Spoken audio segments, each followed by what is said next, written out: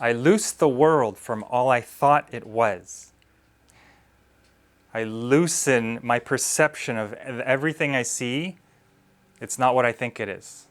There's a deeper reality, and that's what we just did. That's what we already do. It's like settling into a deeper spiritual essence.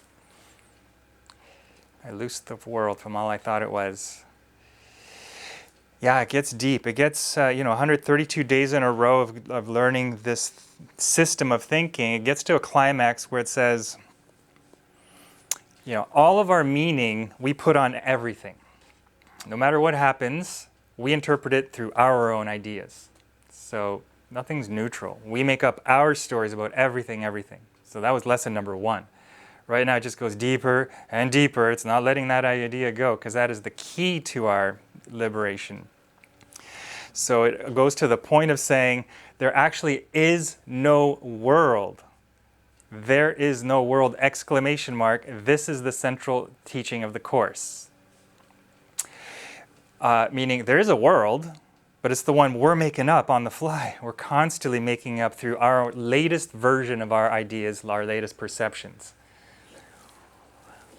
Because if we take 9 people and we go through the world and we took turns going into everybody's head one at a time, like how do you process the world? What do you notice? What do you talk about? What do you think about? Right? Nobody has the same world at all. Very different filters. So this is profound to get. There is no world. So it all comes back to, well, what are we thinking about everybody? That's very critical. And so it goes into, we're going to read this, but basically what's populating our filters is all of our ideas about everything that happened in the past. From childhood, we learn everything, right? We start learning the programs, how things work. Oh, this is a police officer, we follow the rules. We learn all of that stuff, and so that's all past learning. Past is completely covering over our present moment state. So really, we're not in the present. We're rarely, ever in the truly present. The present doesn't need much talking or explanation or interpretation, right? And then, of course, there's the future. All of our thoughts about what's coming up. You're anxious, you're worried, you're not sure, you're still trying to figure out. All these future preoccupations are also discoloring this present moment. Poor present moment, it's just getting beat on and covered up. It doesn't have a chance to be. So these opening meditations are the point of these lessons. And then how to function like that while you're going through the world, so you don't have to be so reactive based on the past traumas, based on future worries. It's like, well, the answer is always back to now. The present now. Paragraph 3 jumps right into that. So I loosen the world from all I thought it was. Again, just peeling back all our programs and labels, just strip it. But we got to question.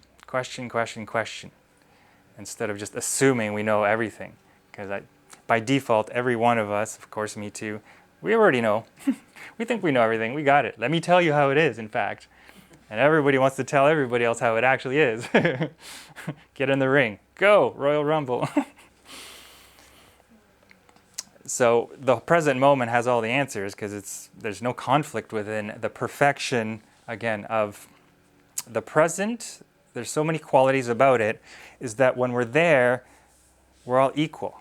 We're all equal. We're at the same level. We're all equal souls, sparks of the divine, right? No spark is worth more important than another spark.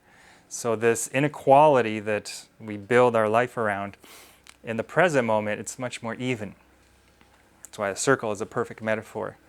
We're all equal. So these are, well, I explained that, hopefully pretty easy to understand. But to truly get it, it says,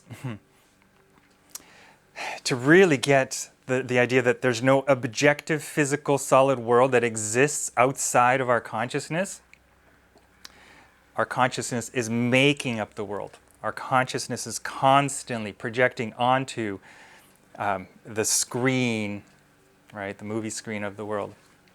And, well, it seems like an objective world, but it's because multiple souls, long time ago, and still now, have joined in agreement. We're going to agree, this is what everything means. We're agreeing on interpretations. So we've collectively generated this confusing world now. But yeah, one by one, we break our agreements to, oh,